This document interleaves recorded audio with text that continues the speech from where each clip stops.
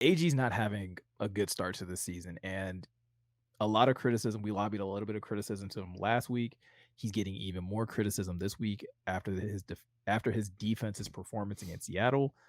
And John, I'm going to credit you with this because you asked maybe not this question worded exactly like this, but it was very similar to this, which is like, is AG finding himself in a situation that is very similar to Anthony Lynn last year?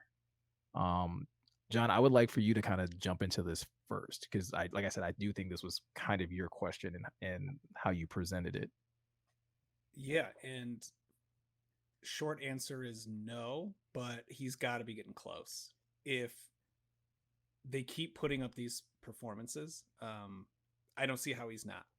So I don't think he's there. I think just like with TJ Hawkinson, and that whole debate about whether or not he was living up to expectations or where he was earning his contract and all the other things people were saying, I think we consume so much media nowadays, like all at once, and then we forget that like sports actually kind of happens in linear time and that only four Yeah. games have been played.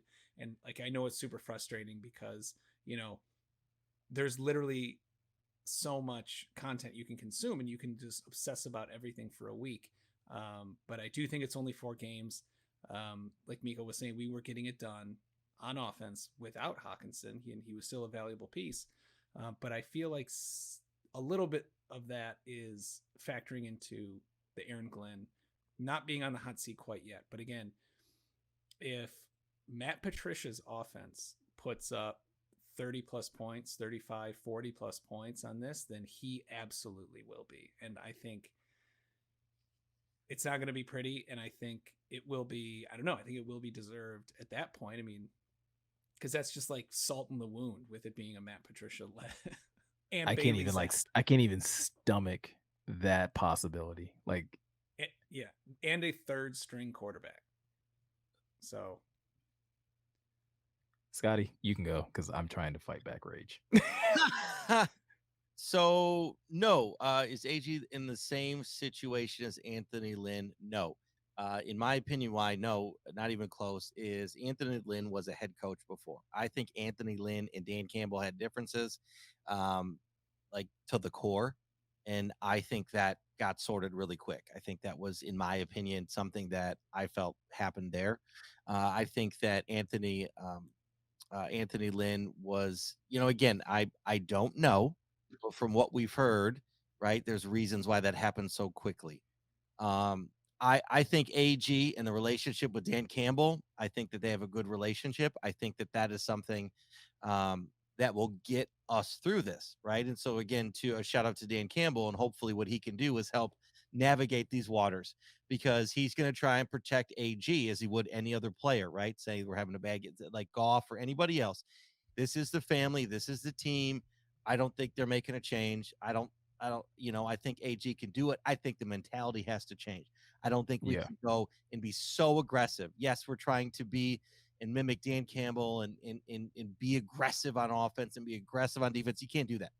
Clearly, you can't do that. It's not working. So our defense needs a little bit of a different mentality and a shift change. Now, they said it today. They were going to do it. Things are going to change and they need to. So, again, this is going to have to be something Dan Campbell leads, right? He's going to have to focus on the defense and help AG make this right. So, no, I don't think he's in a situation where Anthony Lynn is, but I think that this is a flag. This is a problem. This is something that needs to be addressed right now. And I think all hands on deck, and we're going to do that. Offense continue, Ben continue, right? It's one of those things in which the coach goes, the offense checks it out, goes the defense checks it out, right? I think that Dan Campbell is going to be the defensive end for the next couple of weeks figuring this out. And if Yeah. we can somehow figure this out with the pieces we have, because goodness knows we're going to talk about it. We need some, we do need some help, right? We need some. There's a talent lack here. To Miko's point, we've talked about it. I do think that focus is going to be there. I think if we address it, we can change some things and make some things happen. I hope because we have to. Because if they don't, then it is AG's job, right? If we lose, now here's a question. I'll put you both on the spot real quick before Miko goes. Give him another second to think about it.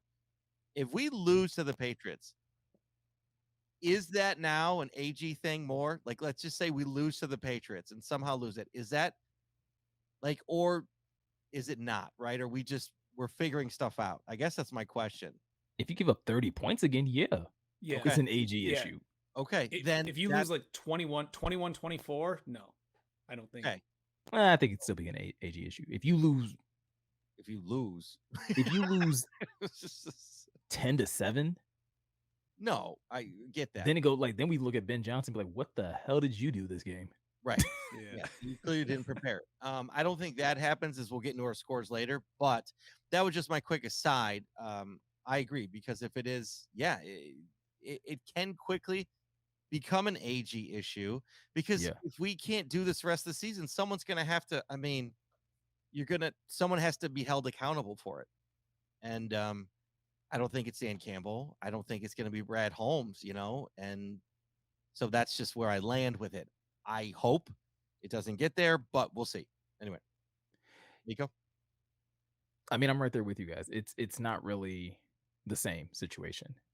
Scotty, I think you kind of lended yourself to it. I think the biggest thing that got Anthony Lynn, you know, excused from Detroit, because I'm going to say that nicely, excused from Detroit, was the philosophical differences, was the differences in how Lynn wanted to run his offense versus how Dan Campbell wanted the offense to run.